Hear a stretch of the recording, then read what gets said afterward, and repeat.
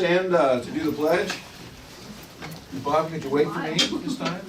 I pledge allegiance to the flag of the United States of America and to the republic for which it stands, one nation under God, indivisible, with liberty and justice for all.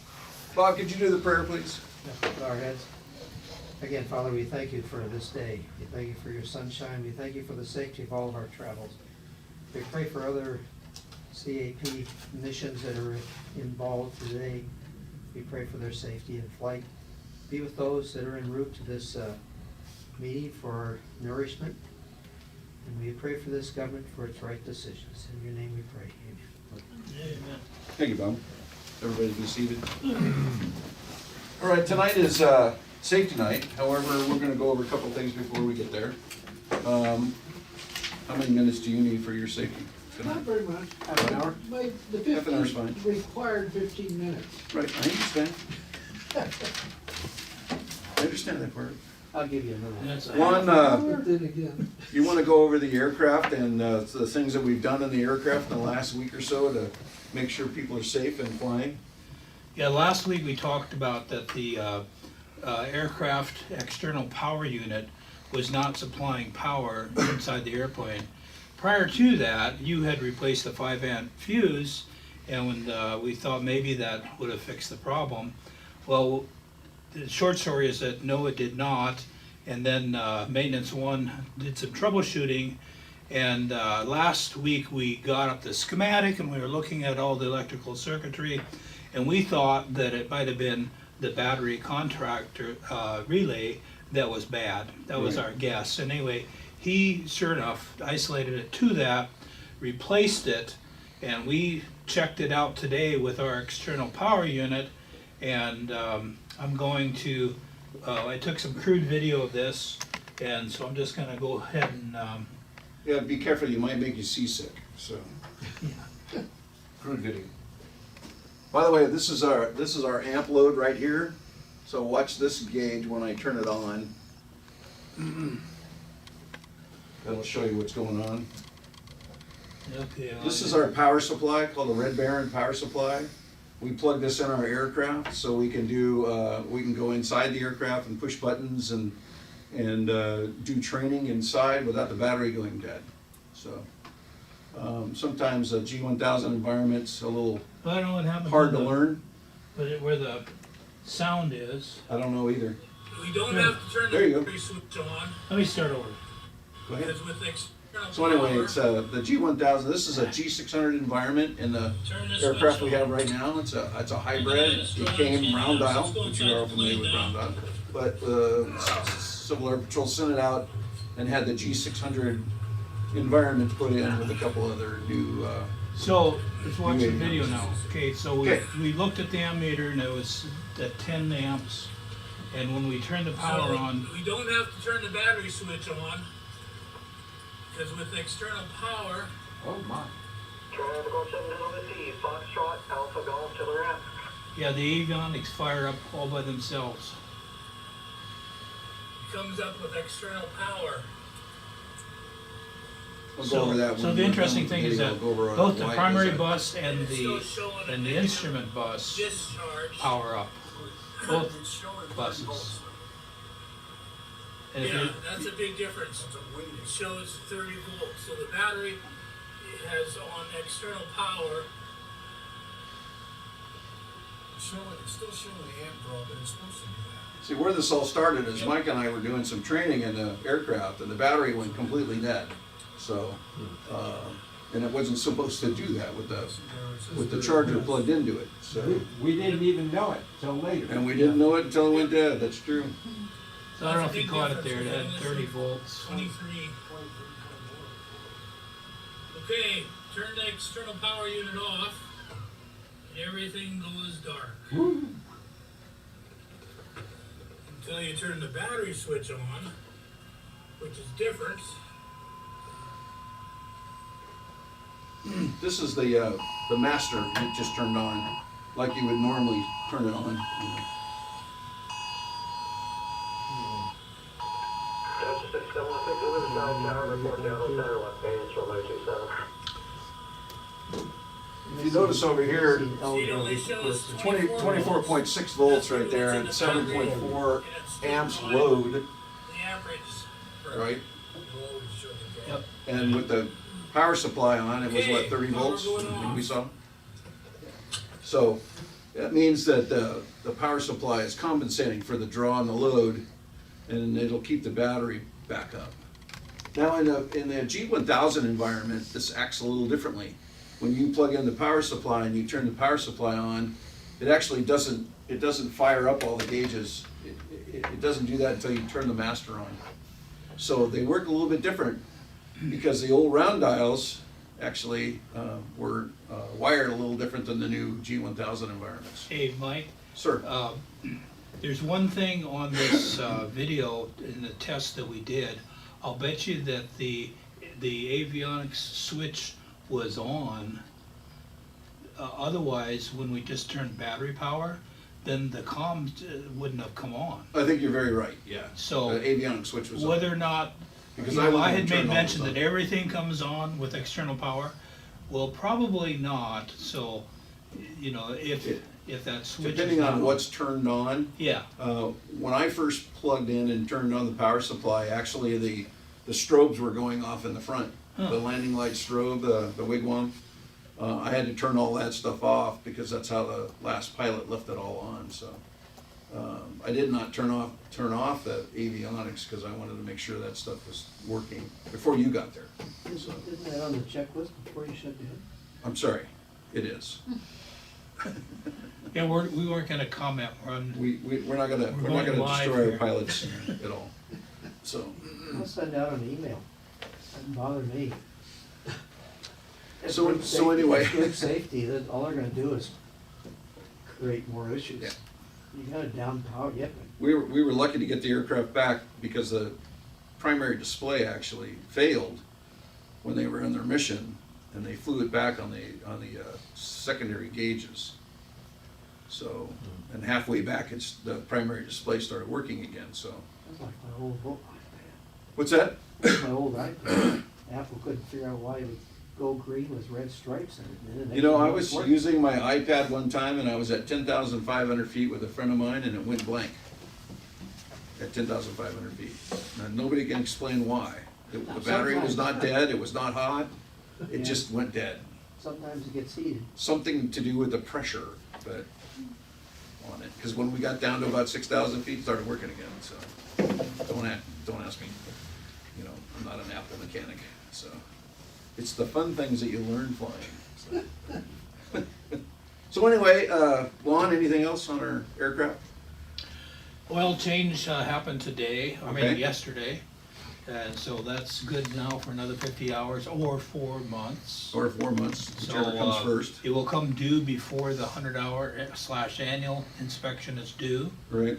They'll deal with that then. Bless you. So there'll be 20 hours left. Good, You know, change oil and then we've got another 20 hours before at least the, we get some use out of our oil 100. before we go to 100 hours, you know? yeah, I don't know, they made this new regulation, why they jumped to 4 months versus 6 months. Yeah, Somebody had more knowledge about that than I. I think that they consider it cheap, inexpensive insurance for the engines, is to change the oil a little bit more efficiently, so. I think that's the issue that we're, you know, with the Civil Air Patrol, we maintain our aircraft, you know, meticulously, I would say, Gas so. cap chain was disconnected from the filler neck, that was fixed. Right, And there was something else I thought. No, we did not sign off the PFD, that's still intermittent. So we have partial mission capability. We Right. can't fly IFR with it at this moment. right. Because it could work for 10 more sorties or 10 more flights, and then again, it could go out the next flight, we don't know. Yeah, so We do have it scheduled to go in, to have them look at it and send it in for warranty, because we just had this fixed in August of last year. Well, he said to bring it in whenever, so, you know, I'd make the phone call, You know, I had but a stupid question. as we discussed, we're gonna monitor this thing, And if it doesn't go out again, then we should probably keep flying it, because we're gonna lose all flying capability, Right. all, until the thing comes back, and Yeah, it's 'cause gonna be we only another have 3 one aircraft weeks. now. And we won't get 437, our turbo back, until late August. June, Yeah. July. August, I think. So, Goodness. I would suggest just to keep flying the thing as long as we don't see the problem again. I have a question. Can we take the PFD out, send it to them for repair, and have them repair it and No. send it back to us? Or do they have to see the whole aircraft? They have to see the whole airplane. Okay. I recommend that too, but trying to find a shortcut. Yeah, if you take it out, you're, now you're not gonna fly the plane either. Well, you can still fly it with standby gauges. Um, Just, you have to put a sticker on there that says NOP. So, yeah, you're just gonna have that big hole looking at you in front. yeah, still can be flown. But anyway, we don't wanna do that if we can help it. I don't think so. So tonight is safety night. Roger, you have a presentation for a little while, half hour maybe? Yeah, I studied it on the drive over here, real quick. Okay. You know, actually, I did a set at the lodging at my work. Roger Mann, he's our safety officer, for you people that don't know him. So, Hello, you new people. hello. I'm Roger, and I'm the safety officer for this unit here. My boss, Bob here, is the safety officer for the group. And so, and he sits in and criticizes me and does all that kind of stuff, but I critique you. Yeah, he does a good job. Actually, I was also the safety officer for the March Air Force Base Aero Club too, before they closed it down. So, Bob was the manager, and, for those of you who knew that, that's, kind of a sad situation, but, anyhow. What? And you're safety officer for Redlands. Yeah, for Redlands, for Mission Flight Academy, they call it. And it's, In Redlands, huh? In Redlands, yeah. And one of our former instructors from the Aero Club went over there and started kind of a club, which is has an umbrella over it. What's neat about that one is that they actually do fly real honest to goodness missions. They really do fly out and take food to these Indian reservations. Not all Indian reservations are like these ones here where they make millions and millions of dollars. There's a whole bunch of them out there that are poorer and about as poor as you can ever see anybody. And what they do is they take food, supplies, and things out to those guys. And if you go and join that place, even if you're just working for your license, they have a private pilot's course and all that. And several of the people that we used to have in the Aero Club who used to be students are now CFIs there. And when you go out and fly, you don't just only go out and fly just to have fun. You actually go out and really do something. They did a mission here, I think it was in November, where they had 10 of the airplanes from various different places under that umbrella organization and went down to Mexico and took some food and a bunch of supplies down there. So it's one of those kind of a places where, you go up and, a lot of times I know some of you who have flown, you go out and you're going, well, let's see, what am I gonna do today? Well, let's see, I need to practice this and practice that. And you do that too. But there, hey, you wanna come on with us on this mission? We're gonna fly to such and such place and you might get some experience landing the airplane in some places that you normally would not do. So it's something you might wanna look at. I was going to try to do some things on the airplane, but because this is April and we're coming up on May, I decided, with the help of going online and looking and seeing that, I guess I better transfer it over, it's starting to get hot. And we already have run into some hot weather already. And so we just got kind of a preview of what's coming. So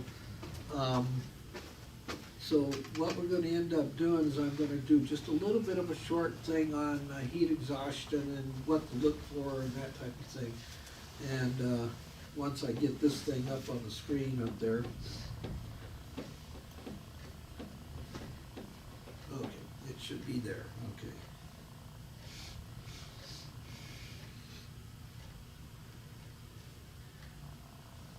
All right, come on, get in there. Okay. So, I'm gonna talk just a little bit about the heat exhaustion, what to look for, and the things You might like wanna blow that up a little bit. once Actually, it's small. let me turn it this way, I'd rather have it. Okay, yeah, just a little bit. Yeah, you can blow it up a little bit so Yeah. we can all see it. Well, There you go. especially you, I know, it's, I can't see anything either anymore.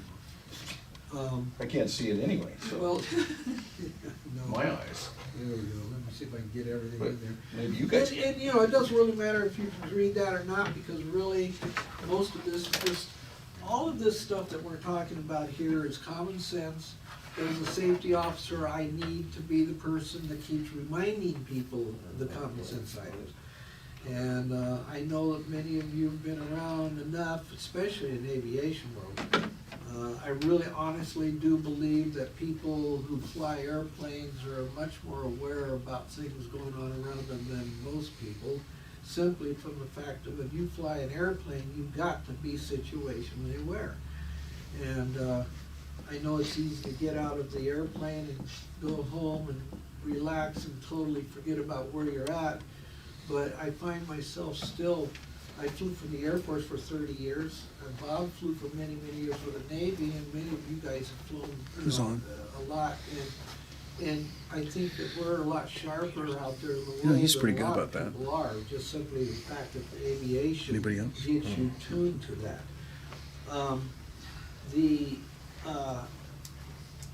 On heat awareness is one of the things that it's surprising. One of the things that I didn't realize, and it says right up there, is that there's 700 deaths per year occurring in the United States. And you know, you think, if you've been around a situation where, like, I worked for Cal Fire many, many years ago before I started flying for the Air Force, and you see a lot of heat exhaustion in that kind of atmosphere. But you don't necessarily think about it just for everyday, you know, around your house, or just around when you're just doing something basically that you wouldn't think has anything to do with heat. You get hot. But I had some friends when I was growing up that ended up getting heat stroke because they were out playing baseball in the hot sun. And it can happen. They stayed out too long. I came close to it one time when I was probably about 12. And I was playing single, you know, trying to hit the baseball with a bat by throwing the ball up. And I wanted to try to get this, you know, try to hit that ball. And I was having a hard time. I stayed out there for a long time, and my mom came out and she called me in, and she just was horrified. I mean, I had going, oh, what's going on? Well, I knew once I got in the house, I knew that I'd been out there too long, and my mom was just freaking out. And she said they almost thought about taking me to the doctor. They didn't, so I'm abnormal now. So if they did, I probably would have been okay. But it was that close. It really was. And a lot of people don't realize that just in normal yard work and things like that, when it gets really hot. And here in Southern California, we have the wonderful weather of 110-degree temperatures, especially in September and August and that time frame. We oftentimes will go out there and just want to get something done. And the next thing you know, people will pass out. I've seen people pass out in the Air Force who were standing at attention too long, but that's a place where you expect it. It's the unsuspecting places is where, you know, it can get you in trouble.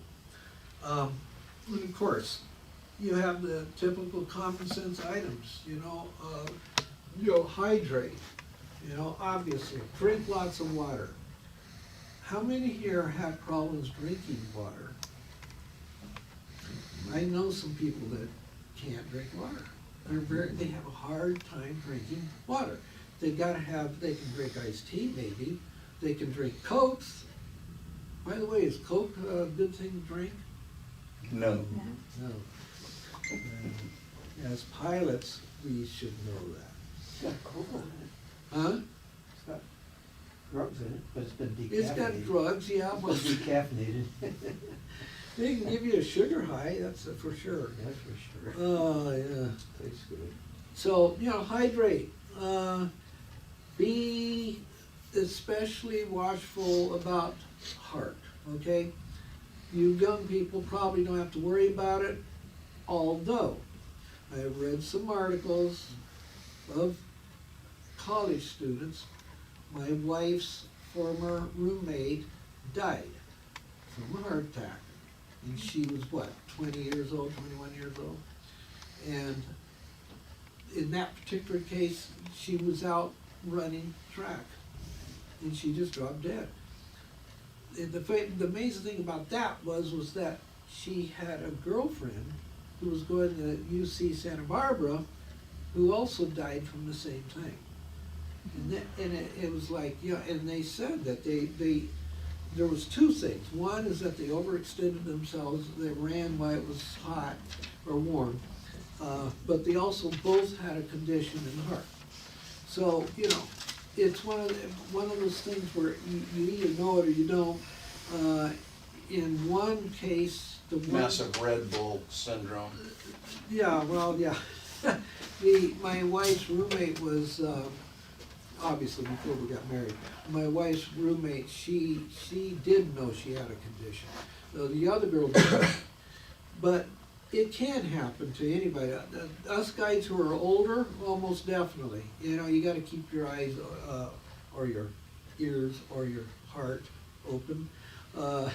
And you gotta realize, don't overdo it, especially, when you're getting into a situation that you think you're gonna pass out or whatever. Lightweight, light-colored clothes, again, common sense. Reduce and eliminate strenuous activities. Wait till the cool of the day. Again, that really should be a no-brainer, but there's a lot of people who seem to think, well, I've got to get out there and do my run that I do. I had a brother-in-law that still does it to this day. Find shade. Most people, I find, usually does do that. I mean, they'll find a place to, get someplace under there. Keep your eye on each other. Watch out for the other guy. You're just, if you see, signs that look like they're having problems because they're being, too hot, then you need to say something. That's the first big thing. Some of the things you can see up there is you got muscle cramping, you got fatigue, dizziness, and nausea, they have headaches, you have a headache, dizziness, red, hot, dry skin, no sweat, rapid, strong pulse, dizziness, or confusion. I have seen the confusion side of it. We actually had a guy that was that way. He was kind of confused, and usually he was not normally a person that would be confused. And it turned out to be it was heat exhaustion. Unconsciousness, of course. A lot of these things here can mimic other things. You sit there and you look, and they also tell you that your stroke sometimes can look some of these things too.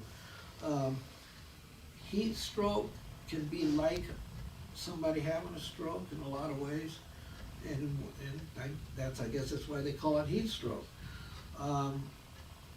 So it's one of those things where if somebody gets in any of these situations, you probably want to call 911 at the very least. And of course, you can also do some things like putting like a wet blanket over them or something like that. If it gets to this point where it's very obvious that they're in trouble.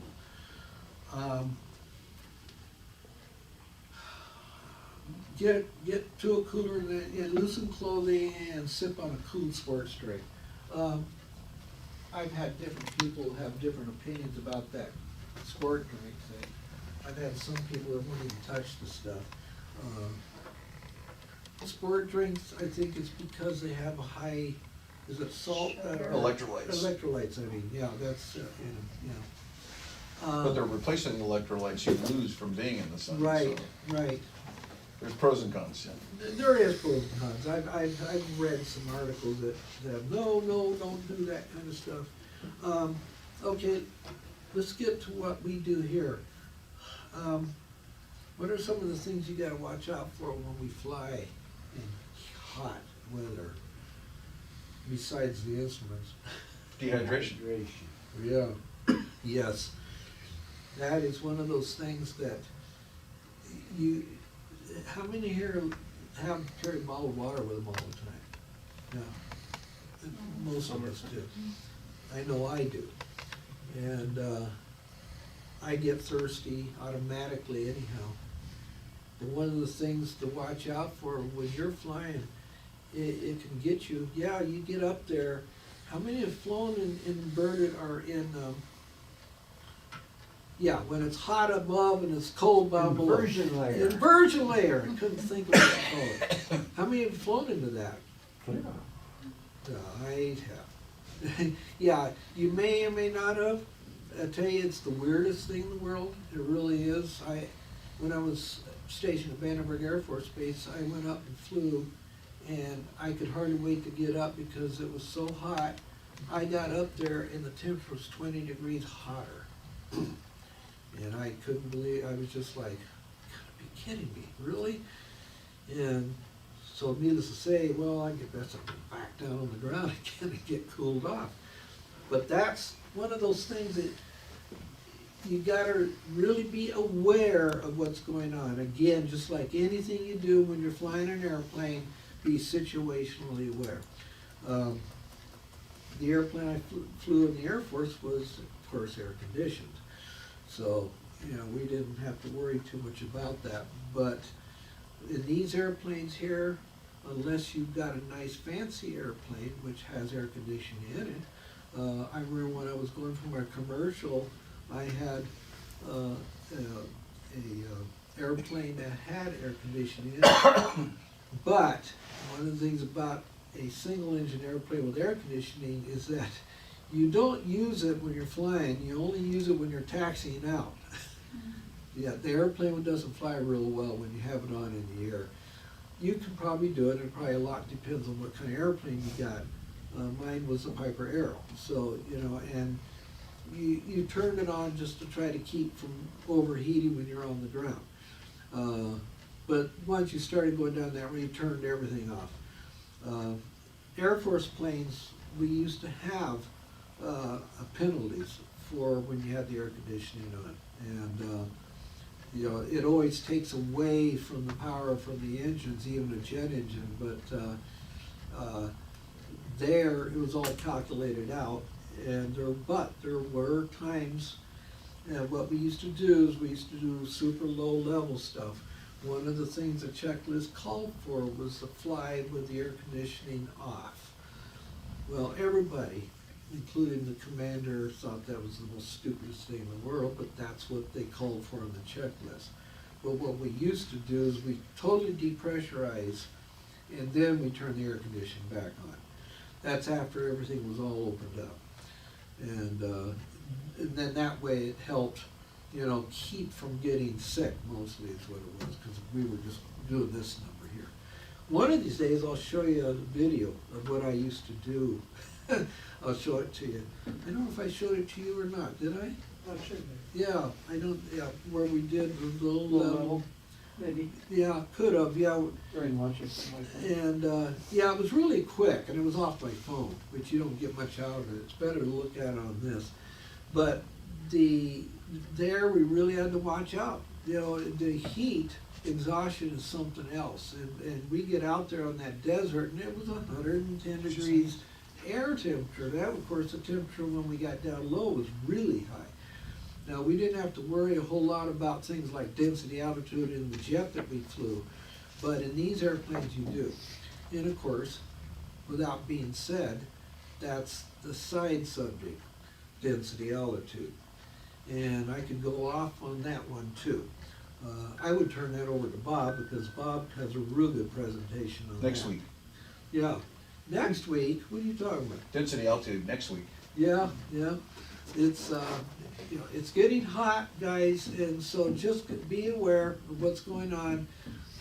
Oh yeah, by the way, when you go out to the airplane and it's been sitting outside, be careful when you touch the airplane. Believe me, it can burn, and believe me, it can really burn bad. And it's not fun sitting there trying to fly an airplane while you're going, oh man, no. And that takes your eyes off of what's going on with the flying of the airplane too. Can I make a comment on something up there? Yes, you can. Okay, from the, let's see, the third bullet from the bottom says loosen clothing, or loose clothing, and/or remove excess clothing. What it really doesn't talk about is nylons or rayons or et cetera, Mhm. which are really kind of bad because they hold the heat. You should always fly in cotton clothing, because if you ever have a fire, it's the best way to be, unless you want to have your skin cut off you. But the cotton, as it gets wet, becomes a cooling agent for your body. Mhm. And I'm kind of surprised that it's not listed in there. Yeah. That they didn't Yeah. state that. Yep, they don't. And, And if you look at pioneers that came across, they wore overcoats, wool overcoats during the heat of the summer, because it became an insulator. yeah, So that's another thing that's kind of Yeah. interesting. Today we wear up an overcoat and we cook to death. yeah, But Yeah. anyway, it's, you gotta just take and wear cotton clothing during the hot weather. And as you perspire, it's gonna help cool your body. and that's a good point. And that's what I try to do that when I'm sleeping in bed, is try to have cotton. I always have about 3 bottles of water in my airplane, even when it's hot. And I drink hot water, as at least I'm getting fluids in me, Yeah, Yeah. If I forget something, I know I always got a couple bottles still in the airplane. And if I'm going cross country, I'll pack almost a dozen. yeah, And we've done that before, Yeah. going back to San Antonio for Yeah. a conference. yeah, Yeah, so, anyway, or I should say to Amarillo. Amarillo, yeah, But, yeah, think about what Roger was saying about fluids. You just have to keep drinking. And you can drink all day long and never go to the bathroom. oh, So yeah. you know that what's happened, and when you finally do, you look at the color and it's pretty dark. It's a good indication of whether you've been hydrated or dehydrated. Yeah. Not drinking enough. Exactly. Actually, in our bathroom back here, there used to be a chart back there. Still a P chart Is back it there. still Yeah. there? Yeah. We go We use put it paddle in there to for the look at it. cadets to monitor their. Yep, their- tells exactly their fluid what intake. you're looking at. There's times at work, I've got a jug, and it's about a half a quart. That thing is empty by the end of the day. I may only go to the bathroom once, Yeah, I've done you that. know? Yeah. And that's because maybe Sunday I was out doing yard work and cleaning up all the leaves and the fruit on the ground, and I don't drink enough water when I get outside. That's one of my problems. Well, see, and that's what I And then I mentioned start earlier. bulking up on it, Yeah. and that doesn't stay with you. Yeah, If you're dehydrated, it may take 2 days for your body to get back into a normal condition. yeah. One way is pinching your skin. Yes, And if you pinch it Yeah. and it doesn't go back flat again, you're dehydrated. yeah, yeah. And that's the whole thing, is that, just like what Bob says, most of us don't think about it. When you get out there, you don't even think about it. You know it's hot, but, working out there too long and not drinking anything. Those are the 2 biggies, real big. I was gonna do this, but then I think, biases and risk assessment, that's actually a good subject. So. Next that's week. it. That's it, yeah. That's it? Next week. All right, thanks, Roger. So, you know, I've got a couple of stories where I actually spent too much time in the sun, and one comes to mind where I was trying to fix a friend of mine's ski boat, and I was probably in the 110, 115 degree weather, probably, I'd say 9 hours, and it took me 3 days to recover from that. So I didn't feel hot, and I didn't feel any problems until I actually cooled down in the nighttime, and then that was it for me. So they didn't take me to the hospital, but they probably should have. So, but anyway, we always carry water in the refrigerator in the hangar. I try to keep at least one flat of water in there. And when you guys go on a mission, when you take the airplane, take 2 bottles out of the refrigerator. You don't even have to put money in there. Just take 2 bottles out, put it in the airplane. If you drink it while you're flying and you want to donate, then come back and put some donation money in the refrigerator door. If you got If two- not, bring the water back, put it back in the refrigerator. You know, if you don't open it, it's still good. So, My viewpoint, if you take 2 bottles, a bucket's pretty cheap compared to the outside. And you're putting enough in there to supply the rest of the squadron and yourself when you come back. yeah. So, So that's like I pretty- said, take 2 bottles with you. Each Reasonable. person has 2 bottles. You go out to a 1 or 2 or 3 hour mission, you come back, you've either drank them or not. And it's okay. I mean, that's, you know, we try to keep the water in the refrigerator in there for the hot days and the dry days, because it's always dry here at Riverside. So, well, tonight we have a couple of visitors. We actually have Rodney and Jessica Delgado, and brother and sister, right? Yes. Would you stand up one at a time and tell us why you're here and maybe a little bit about yourself? So we all know. I know, but they want to know too. Yeah, so my name is Rodney. Currently working on my commercial rating, and really, I really don't know much too about the AFI. They have I think their own squadron over there in Fullerton. I think there's another one over there. I kind of saw working with the cadets and stuff like that, so I don't know. I guess really just for the experience. Yeah, Fullerton has a squadron as well. Yeah, It's yeah, they similar have one patrol over. squadron, right? Yeah, right. They're out of the same school that I was working. Mhm. Yeah, it just seems like a pretty cool volunteer work. So just kind of wanted to check it out and see what it's about. That's really all. You know, in similar patrol, we, you know, whatever you put in it is what you get out of it. So Oh, okay. if you don't want to really actually do anything, you're not going to get anything out of it. It's going to be boring. Just like with anything But else, if you yeah. want to do, you know, search and rescue and you want to be involved, there's plenty to do. And if you have any problems, just get a hold of me. I'll try to mentor you through anything you need. You know. So, good. And you're currently training out of John Wayne. We Yeah. were discussing earlier today. Yeah, John. Jessica, what about you? It's okay, we all gotta do it. I like to embarrass everybody. Jessica, his little sister, also a pilot. I have my commercial multi and single. And, Oh, great. Yeah, and yeah, Emma's the one that told me about Silver Patrol. She was Right. here before. So I'm really interested in search and rescue, and I like the sound of what you're talking about in Redlands. So Oh, I don't. Can you do both? Is that how? Certainly. Sure. It's this is a voluntary organization. Try, you know, give us what you got and give us Yeah. what you can. Yeah. I don't know about the other organization. Sometimes the sheriff's department will have a volunteer organization, but they have a little bit stiffer rules. You have to wear a uniform. You have to be there so many hours every month. You have to be, Okay. you know what I mean? They're really more strict than we are. Right. As far as flight clothing, this is the standard uniform now. It's a polo shirt and any kind of gray pants that are, you know, Right. either a little bit dark gray or a little bit light gray, whatever you like, and black shoes, black socks. It's in the standard 39-1 uniform regulation. We used to have to wear flight suits for every flight, and that was a little more costly Right. and a little hotter during the summertime. But now we fly with these polo shirts uniform, and it's a little more comfortable for us. So, Or flight suits. huh? You can still wear the flight Or you suit. can wear the flight suit if you like. Yeah, you can still do that. Yeah. So it's whatever's in the uniform manual. So how many hours you have?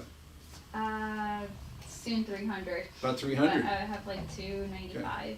See, in Civil Air Patrol, we have milestones, you know, I think it's 100 hours, 150, 200, and 300. And once you get to the 300, you can, you know, pretty much do all the flying that you're qualified for, so. When you get the application started for one unit, you have to start all over again, like for Redlands, for instance, or? Redlands is not Civil Air Patrol. Oh, it's not. No, Oh, that's not what- civil, oh, that's separate. it's a separate thing, Oh, yeah. okay. That's why you can do that too. Yeah, Oh. so it's two different organizations. There is a CAP for Redlands, but it's cadets. It's cadets. Yeah, And but it's not at they- Redlands, it's San Bernardino. It's airplanes you kind of. Yeah, Oh, Yeah. so anyway, I think so, yeah. that's not neither here nor there, but, you know. okay. In the Inland Empire, you know, Squadron 5 is the de facto flight, you know, squadron. Squadron 5 started in 1947, Okay. So, Long time. so we're one of the oldest squadrons around. and Bob's been here the whole time. And no, I feel like, well, I came in 96 after we got out of there. You know, but I thought I knew an awful lot about flying. The Navy was good to me, the airlines were good to me. I learned a lot, and I joined the Civil Air Patrol. Then I started flying mountain stuff, and, you know, I said, there's a lot of stuff I really don't know yet. Right. So Oh, that's yeah. kind of where you're gonna go. So Right. I look at certain things when I'm gonna go fly up to Big Bear, what have you, and I look at winds and I'm going, am I gonna take it, do it this way, or am I gonna do it that way? Right. And then I go back and I said, well, you know, it was Tom O'Connor, who Yeah. says, you know, I flew a lot of mountain stuff in Colorado, and this is how we cross ridge lines. Yeah, the last time I flew with Tom O'Connor, I flew in my airplane with him and Big Bear, and the winds were 70 knots, No, Yeah. so it was a little tough. The So. the two guys out of the Big Bear Squadron that died years ago from Palm Springs had to get home. I gave a brief on that, on that accident. The winds at 12,000 were over 90 knots. Wow. And at 9,000, they were down to 85. And they got pushed down, and they landed and pancaked it and killed them both. Oh my God. Had to get arthritis, the wife was ill, and they never made it home. So just remember, Yeah. winds want to push you down, so you cross the ridgeline at 45. It's only 90 degrees to get out of it, and 90 degrees to get across it. Oh. So, So we Some of have, the things- some we of the have things mountain I flying learned. training later in the career of cat pilots. Generally, you go from, you'd be a VFR pilot, then you'll go to cadet rides, transport mission pilot, you'll go to mission pilot, and then you'll go mountain flying pilot after that, so. And that's not very fast, that's a couple of years of training, you know. Right. Because we're all volunteers and we only do it part-time, so, you know, you don't learn overnight. And in a flight school, you can learn as fast as your money, you know, your wallet doesn't go dry, so. We know about that. But Yeah. we're all volunteers and we do the best we can. Yeah. And sometimes we're good, sometimes we're not, so. Once you've been in with the Civil Air Patrol for 2 years, Yeah, you can apply for another mission that we have down at the border with the DEA. right. So that's an yeah, interesting one counter-drug for the missions. weekend. It's a 3-day gig. You get some good flying in down there. Yeah. And we have several different flying opportunities. We have the Coast Guard missions that are down the coast. Those are flown typically with IFR pilots because you fly so close to the water that, you know, you may get fog and haze and instantly there. And usually we take off at dark 30 and, you know, we come back about 2 o'clock in the afternoon, so they like our pilots to be a little more experienced for those missions. Homeland Security. Homeland Security, we have missions where we take photos for FEMA and the fires, earthquakes, and natural disasters. So we'll go take extensive photos for them. We have software, stitching software, and we have devices on the airplane, on the wings, that take pictures like every 5 seconds, you know, and for the whole flight, and they stitch it all together. It's pretty neat. We also have, WADS, huh? WADS missions. We have WADS missions, Wide Area Defense missions. Send me F-15 we've actually down had, from March to intercept you. Right, he was telling me about it last time. Yeah, we actually have missions where we send dogs and the dog trainers. We've sent them from here up north to where they're, you know, they got a bad guy in the bushes or something they're looking for, and so we send sheriff's dog teams to that. We've had missions where we go pick up water samples from the dams and the rivers and things after major disasters. And we take samples and we take those to the lab for the lab instant gratification on that.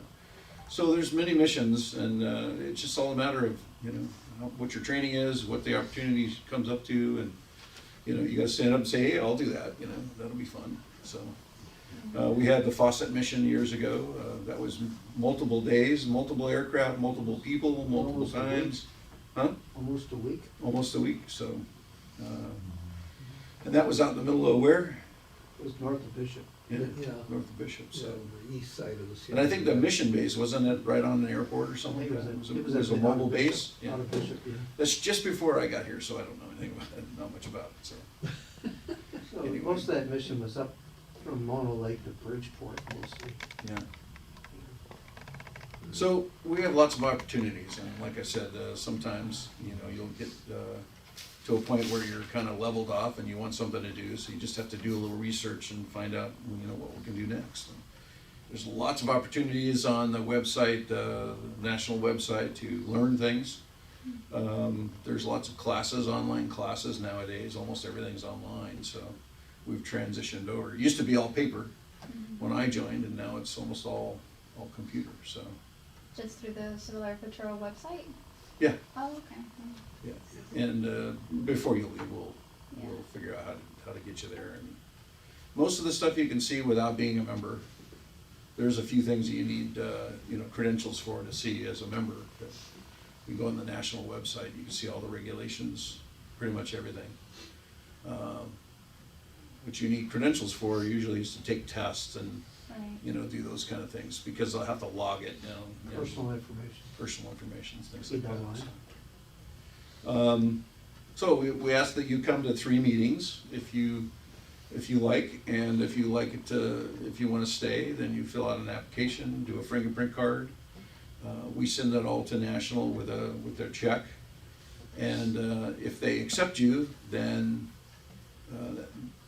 we issue you a CAP ID number, and then you can go online and do that's your credentials, and you can do a little bit more stuff online. So then you pay your dues. Once you're accepted by national, then we ask that you pay their dues, and that's it. So the dues are $200 every year right now, probably going up to about $230 based on all the increases and everything. So It is deductible off the top of your gross. It's a 501c3. so we have the 206 here, which I don't know if you saw. I did, yeah. I had it outside. Oh, that's right. You watched the 3-ring circus try to put it back in the hangar. I did. I almost recorded it. I was like, how many pilots Oh, are my gonna goodness. That's a dangerous it's one of those things that it took 13 people to put the airplane back in the, I was there. because the tugger was broke. I saw the show. I fixed it, by the way. I fixed the tugger. We're better off. So is it the belt?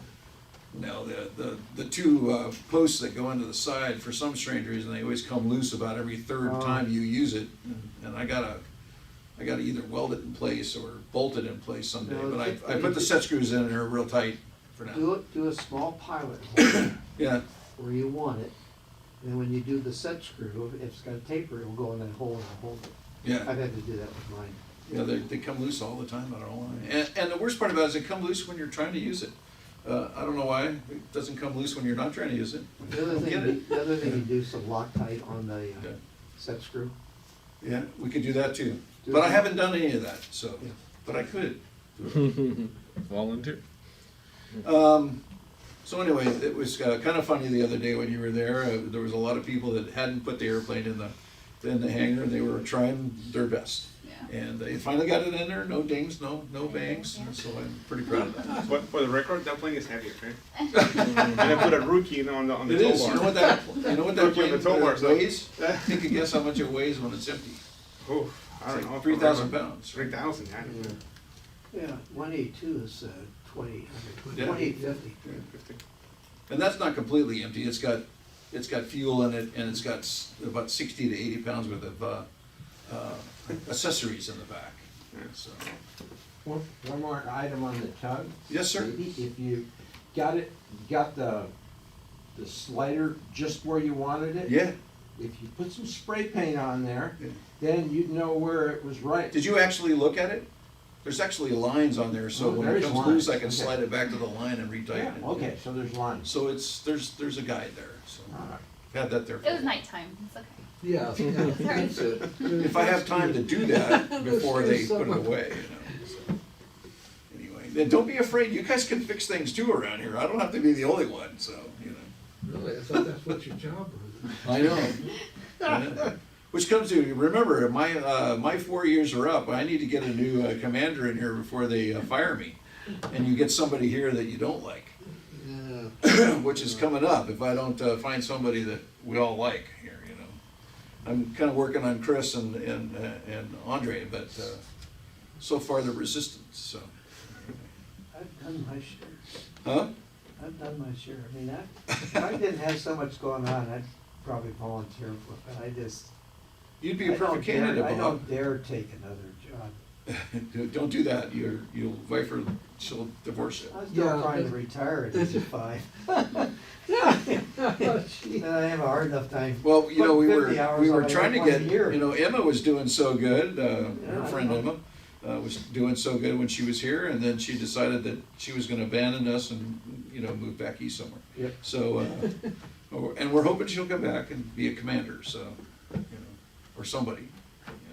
I may come off. That would have the- been just fine, huh? Yeah, I may come off the airport advisory board in 2 years, let someone else do it. Yeah. I mean, after being chairman 7 times, I figure I've done my duty.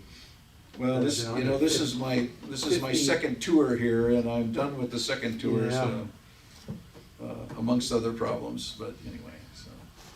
Well, that's pretty much everything we have here, unless we have any questions. Anybody, have any questions? Anything coming up, any tutoring, any mentoring that, they'd like done, or special classes, special training, anything like that? All right, well then, meeting adjourned a little early tonight, about 7 minutes, so. Wow. I just need to get checked out from the fireman. What's that? I need to spend